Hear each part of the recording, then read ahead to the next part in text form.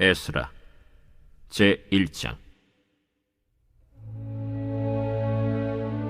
바사왕 고레스 원년에 여호와께서 예레미야의 입을 통하여 하신 말씀을 이루게 하시려고 바사왕 고레스의 마음을 감동시키시매 그가 온 나라에 공포도 하고 조서도 내려 이르되, 바사왕 고레스는 말하노니 하늘의 하나님 여호와께서 세상 모든 나라를 내게 주셨고 나에게 명령하사 유다 예루살렘의 성전을 건축하라 하셨나니 이스라엘의 하나님은 참 신이시라.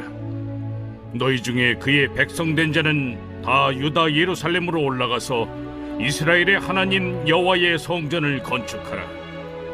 그는 예루살렘에 계신 하나님이시라.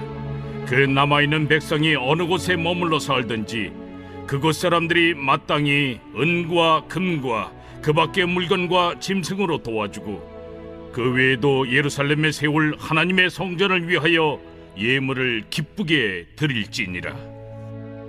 이에 유다와 베냐민 족장들과 제사장들과 레위 사람들과 그 마음이 하나님께 감동을 받고 올라가서 예루살렘에 여호와의 성전을 건축하고자 하는 자가 다 일어나니 그 사면 사람들이 은그릇과 금과 물품들과 짐승과 보물로 돕고 그 외에도 예물을 기쁘게 드렸더라.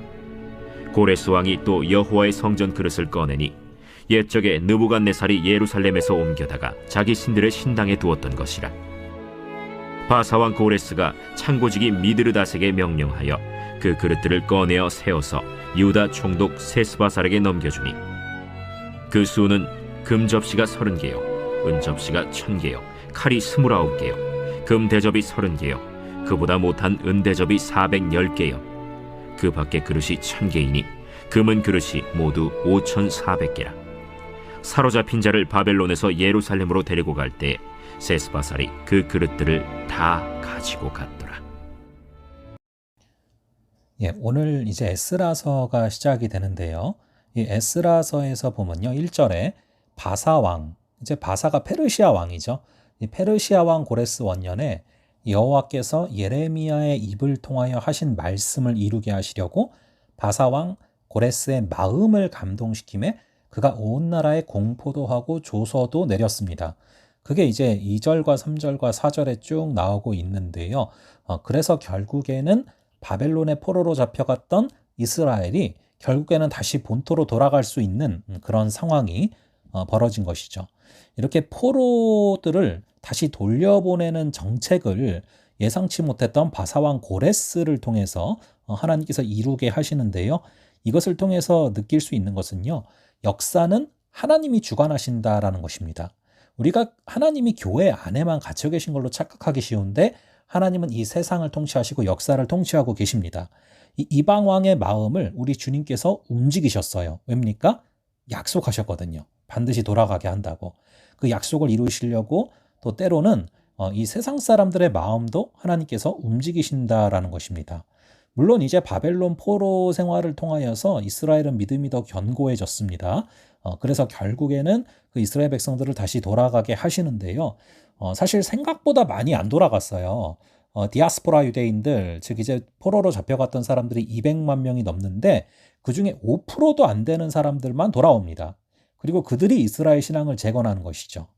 자, 그런데 그렇다면 왜 많은 사람들이 귀환을 주저했는가? 왜냐하면요, 이미 이제 그 바벨론에 그리고 이제 페르시아에 적응이 다 된 거예요. 이 기반을 다 놓고 떠나기가 쉽지 않은 겁니다. 오히려 거꾸로. 예루살렘은 돌아가봤자 광야거든요. 완전히 이제 처음부터 다시 시작해야 되는 땅이거든요. 그러니까 이미 여기 정착도 했고 애들 뭐 영어도 뭐 쉽게 가르칠 수 있고 요즘으로 쳐보자면은 그러니까 다시 본토로 귀환을 하기가 쉽지가 않은 것이죠. 이것은요, 사실 오늘날도 마찬가지입니다. 이미 복음이 선포가 되어 있고 또 교회들도 있고, 그런데 우리가 왜 예수님께로 구원으로 돌아가면 어렵습니까? 왜 주님께로 돌아가는 것이 어렵습니까? 물질도 풍요하고 이미 또 안주하는 삶을 살고 있기 때문에 떠나기가 싫은 거예요. 이 세상에서 너무나 잘 적응이 되어 있는 거예요. 그래서 다시 이 복음의 길로 걸어간다는 것, 예수님께로 돌아간다는 게 쉽지 않은 것입니다. 또한 복음의 길 자체가 협소하기 때문에 쉽지 않은 것이죠. 자, 그런 부분들을 우리가 이 본문들을 통해서 유추해 볼 수가 있습니다. 자, 1장 1절에 보시면은 예레미야의 입을 통하여 하신 말씀이라고 나와 있는데요. 실제로 예레미야 29장 10절에 보시면은 이 이스라엘이 포로로 잡혀가다 다시 돌아오신다는 말씀을 하셨어요. 그 말씀, 우리 주님의 약속을 주님은 분명히 이루시는 분이에요. 그러기 위해서 심지어 바사왕, 즉 페르시아 왕 고레스의 마음을 감동시키셨다 라고 나오고 있습니다.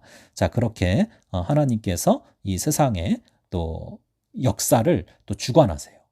우리는 흔히 하나님은 교회 안에서만 일하신다 생각할 수 있지만 하나님은 세상에서도 일하신다 라는 것들, 그것이 이제 2, 3, 4절을 통해서 우리가 명확히 발견할 수 있는 주제입니다. 그래서 여기서도 이제 4절을 보시면은 하나님의 성전을 위하여 예물을 기쁘게 드릴지라, 즉 포로로 귀환을 이제 하든 뭐 안 하든 상관없이 새롭게 세워질 성전을 위해서 예물을 기쁘게 드려라 라는 것을 이방왕 고레스가 이런 말을 한단 말이에요. 하나님께서 이방왕의 마음을 만지신 것이죠.